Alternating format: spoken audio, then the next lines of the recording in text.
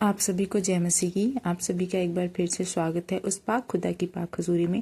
चलिए हम आज के दिन का पवित्र वचन देखते हैं कि परमेश्वर आज हमें क्या सिखाना चाहता है, क्या कहना चाहता है। प्रियो, इससे पहले कि मैं वचन पढ़ूं और उसे समझाऊं, मैं चाहती हूं कि आप अपने अपने मन में प्रश्न कर लें कि आप आज प्रभु से क्या पूछना चाहते हैं। जब आप ये प्रश्न कर लेंगे और जब मैं वचन को समझाऊंगी तो हो सकता है कि परमेश्वर उस वचन के द्वारा आपको क्या करेंगे, उत्तर देंगे। चलिए हम देखेंगे नीति वचन 3 उसका 7 और 8 पद को हम आज पढ़ेंगे। उसमें लिखा है, अपनी दृष्टि में बुद्धिमान ना होना, यहोवा का भय मानना और बुराई से अलग रहना। ऐसा करने से तेरा शरीर भला चंगा और तेरी हड्डियां पुष्ट रहेंगी।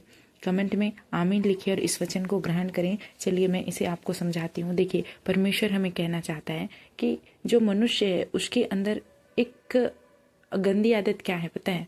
वो है घमंड की। कि वो हर छोटी छोटी बात पे क्या करने लगता है, घमंड करने लगता है और परमेश्वर को भूल जाता है। इसीलिए परमेश्वर कहना चाहते हैं कि तू अपनी दृष्टि में बुद्धिमान ना होना और उसका क्या करना, भय मानना, परमेश्वर का निरंतर भय मानना। जब आप ऐसा करेंगे, उसके परमेश्वर का भय मानेंगे और बुराई से दूर रहेंगे, तो परमेश्वर आपके लिए क्या करेगा पता है? वो आपके शरीर को भला चंगा रखेगा और आपकी हड्डियों को क्या करेगा, पुष्ट रखेगा। अब ये कैसे होगा? तो चलिए मैं आपको एक उदाहरण के अनुरूप समझाती हूँ, जो बाइबल का ही उदाहरण है। हम दानियल की पुस्तक को जब पढ़ते हैं तो उसमें देखते हैं कि जो दानियल था उसको राजाओं के सेनाओं के द्वारा जब पकड़ लिया गया था तो परमेश्वर से क्या करता था, प्रेम करता था और बुराइयों से अलग रहता था। इसलिए उसने क्या किया, राजा के द्वारा दिया हुआ भोजन ग्रहण नहीं किया, क्योंकि जब वो उसे खाता तो वो क्या होता, परमेश्वर के समक्ष अपवित्र हो जाता और वो ऐसा नहीं करना चाहता था। तब उसने क्या किया पता है? उसने परमेश्वर से प्रार्थना की और दया मांगी कि प्रभु मेरे लिए मार्ग निकाल। और परमेश्वर ने उसके लिए मार्ग निकाला। उसने उस मंत्री के मन को बदल दिया जिसने उसको बंदी बनाया था और उसने उसे नॉर्मल साग पात दिया। साग साग मतलब सब्जी, हरी सब्जियां दी और दानियल ने उसे ग्रहण किया। फिर भी परमेश्वर ने कैसा चमत्कार किया कि वो सभी जो मांस खाते थे और दानियल जो उस समय हरी सब्जियां खाता था, वो उन सारे बंदियों के समक्ष क्या हुआ पता है? उत्तम ठहरा। परमेश्वर आपको यही ऐसा ही कुछ कहना चाहता है कि जब तू बुराइयों से दूर रहेगा, मेरा भय मानेगा, अपनी दृष्टि में बुद्धिमान नहीं होगा, तो मैं तेरे शरीर को चंगा और तेरे हड्डियों को पुष्ट करूंगा, जैसे उसने दानियल को पुष्ट किया। क्या ये संभव है? आपको लगता है ये संभव है? प्रियो, ये संभव है। जब आप परमेश्वर में विश्वास कर लें तो आपके लिए सब कुछ संभव है, क्योंकि परमेश्वर का वचन कहता है विश्वास करने वाले के लिए सब कुछ संभव है। हो सकता है कि आपकी दृष्टि में आपको ऐसा लगता हो कि मैं तो बहुत बुद्धिमान हूँ, लेकिन प्रियो, पर हमने कल को नहीं देखा कि कल क्या होने वाला है, लेकिन आपका जो खुदा है वो तो जानता है कि कल क्या होने वाला है। इसीलिए परमेश्वर कह रहा है कि तू अपनी दृष्टि में बुद्धिमान मत हो, बुराई से दूर रह। अगर आप कोई ऐसा काम कर रहे हैं जो परमेश्वर की नज़र में अशुद्ध हो, परमेश्वर को ना पसंद आने वाला हो, तो उससे दूर रहें, परमेश्वर का भय माने। याद रखें, सिर्फ परमेश्वर से प्रेम करना काफ़ी नहीं है, उसका भय भी मानना है हमें। हाँ, प्रेम आपका ज़्यादा होना चाहिए आपके भय से, लेकिन भय मानना भी ज़रूरी है, क्योंकि वो आपका पिता है, वो राजाओं का राजा और यहोवा और चंगाई देने वाला परमेश्वर है। प्रियो, मैं आशा करती हूँ प्रियो कि ये वचन आपको समझ आ रहा होगा और आपके जो भी आज प्रश्न थे उसका उत्तर आपको परमेश्वर ने दे दिया होगा।